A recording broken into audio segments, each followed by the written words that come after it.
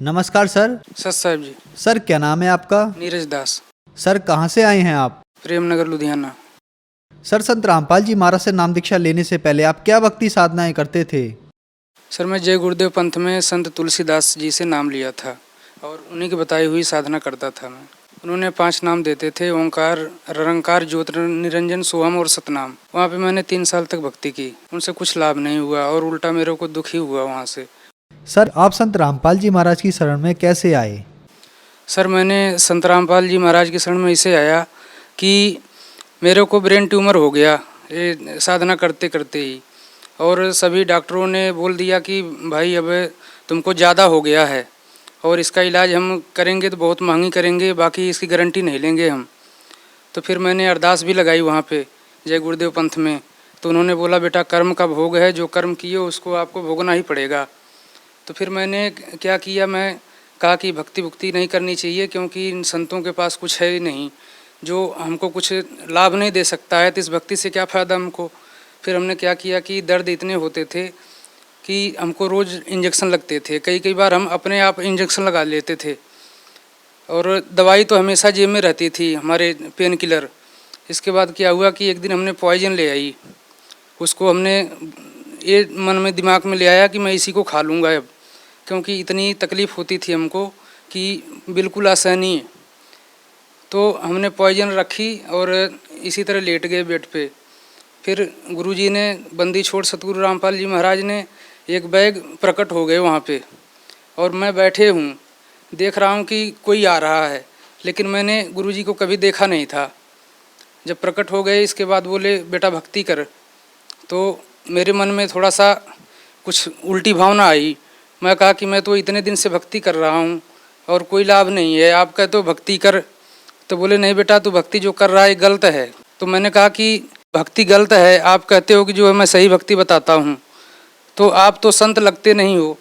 क्योंकि सर जी हमारे मन में ऐसी भावना थी कि जिसकी लंबी दाढ़ी होगी, जिसके कपड़े अलग तरह के होंगे, वही संत है।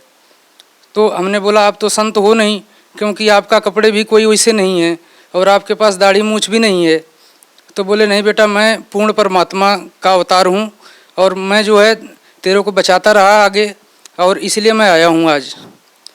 तो मैंने बोला कि ठीक है, आप कहते हो नकली नाम देते हैं, तो आप नाम बताओ कि आप क्या देते हो, तभी हम कुछ टैली करेंगे कि वो क्या देते हैं आप क्या देते हो। तो गुरुजी ने बोला बेटा इसे नाम नहीं देते हम। तो हम बोले तो फिर हम कैसे पता पाएंगे।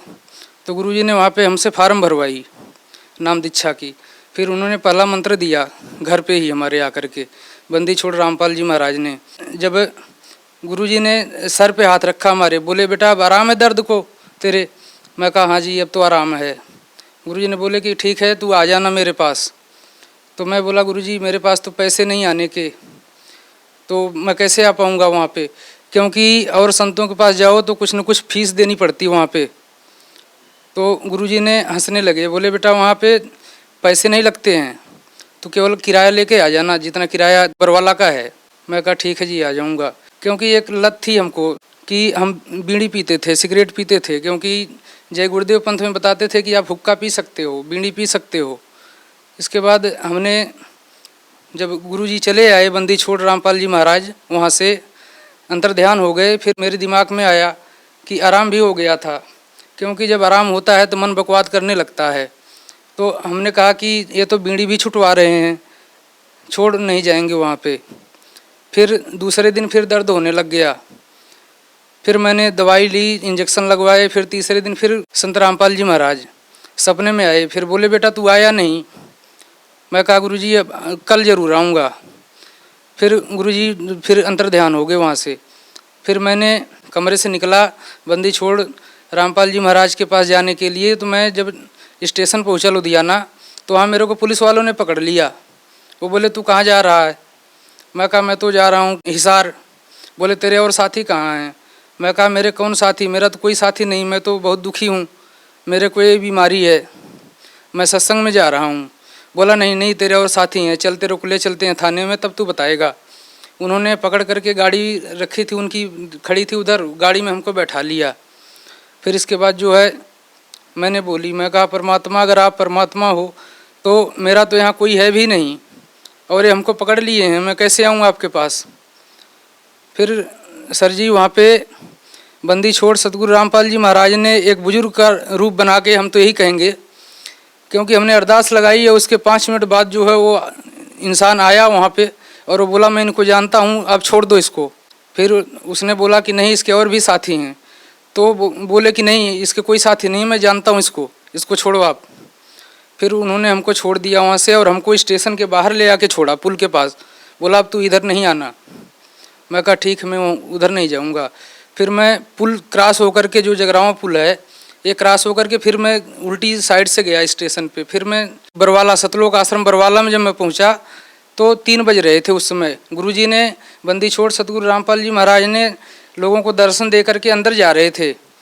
फिर जब मैं गया तो भगत जी बोले कि भगत जी जल्दी चलो नहीं तो गुरुजी चले जाएंगे। फिर हम लोग दौड़ने लग गए, फिर गुरुजी खड़े हो गए वहाँ पे। जब गुरुजी खड़े हो गए फिर इसके बाद मैं जाने लग गया। तो जो आगे अपने आश्रम में, सतलोक आश्रम में जो जाली लगी है अंदर पंडाल में, जब वहाँ मैं पहुँचा तो गुरुजी ने बोले, बंदी छोड़ सतगुरु रामपाल जी महाराज ने बोले कि नीरज बेटा आ गया तू। फिर मैं एकदम हैरान हो गया। मैं कहा कि मैं तो स्वप्न मान रहा था कि ऐसा होता है कई बार जो है, लेकिन ये तो सच्चाई है क्योंकि इन्होंने मेरा नाम ले लिया। फिर इसके बाद बंदी छोड़ रामपाल जी महाराज ने मुझको बुलाए और अमृत जल दिए। इसके बाद बोले बेटा इसको रोज़ 1-1.5 महीने तक तू लगातार सुबह शाम पानी में डाल के पीना और इसी से नहाना, और तू भक्ति कर, भक्त को कैंसर नहीं होता, पूरी मर्यादा में रह करके। और क्या लाभ भी प्राप्त हुए आपको संत रामपाल जी महाराज से नाम दीक्षा लेने के बाद? पहली बात तो पहला लाभ ये हुआ, आध्यात्मिक लाभ, कि हमको जीवन जीने का एक तरीका मिल गया। हमको पता लग गया कि मनुष्य शरीर किस लिए मिला हुआ है और इससे क्या करना चाहिए हमको और कैसे समाज में रहना चाहिए।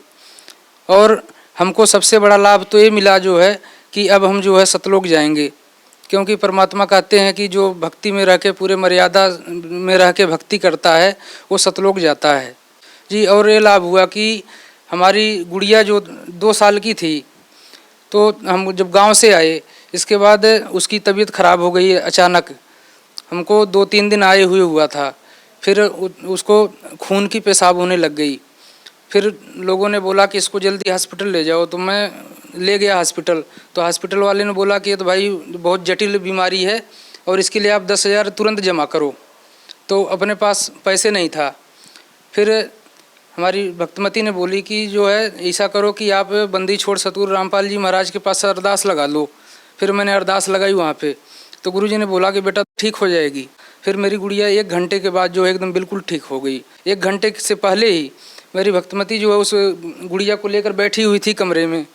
उधर मैं अरदास लगाया, इधर कबीर साहब ने जो है प्रकट हो गए वहाँ पे और मेरी भक्तनी को जो है दर्शन दिए और बोले कि बेटा ये कबीर साहब की बच्ची है और इसको कुछ नहीं होगा। सर, संत रामपाल जी महाराज से नाम दीक्षा लेने के बाद आपको बहुत सारे लाभ प्राप्त हुए, तो जो श्रद्धालु आज आपको देख रहे हैं, आप उन्हें क्या संदेश देना चाहेंगे? सर, भगत समाज को हम यही संदेश देना चाहते हैं। सर, आज का समाज जो है वो ग्रेजुएट समाज है, सभी लोग पढ़े लिखे हैं, सब लोग अपने ग्रंथों को पढ़ सकते हैं। इसलिए परमात्मा बंदी छोड़ सतगुरु रामपाल जी महाराज जी हर ग्रंथ को खोल करके इन्होंने प्रोजेक्टर के माध्यम से दिखाया है कि भगत समाज इसको देखे और जो समझे कि हमारे ग्रंथों में क्या लिखा हुआ है। अगर भगत समाज उसको, जिसको परमात्मा पाने की लालसा है, इच्छा है मन में, वो अगर सत्संग देखेगा, अपने ग्रंथों से मिलान करेगा, तो उसको ऑटोमेटिकली पता लग जाएगा कि पूर्ण संत कौन है और नकली कौन है। इसलिए ये जो है मार्ग और ये समय, ऐसे समय परमात्मा ने जो चलाई है कि आज भगत समाज के लिए एक वरदान सा है।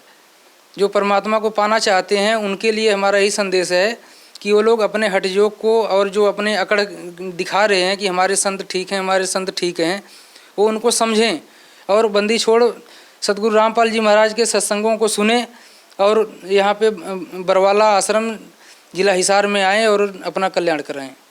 सर, संत रामपाल जी महाराज से नाम दीक्षा कैसे ले सकते हैं? सर, हमारे अलग अलग ज़िलों में अलग अलग नामदान केंद्र बनाए गए हैं और वहाँ पे नामदान चलता है। वहाँ पे जाके भगत समाज अगर कोई नाम लेने की इच्छुक हैं तो साधना चैनल पे गुरुजी का प्रोग्राम आता है बंदी छोड़ सतगुरु रामपाल जी महाराज का, उस पर नीचे लाइनिंग आती है, उस पर फ़ोन नंबर दिए गए हैं, उससे फ़ोन नंबर से संपर्क करके वो अपना जो है नामदान ले सकते हैं। धन्यवाद सर। साहब जी।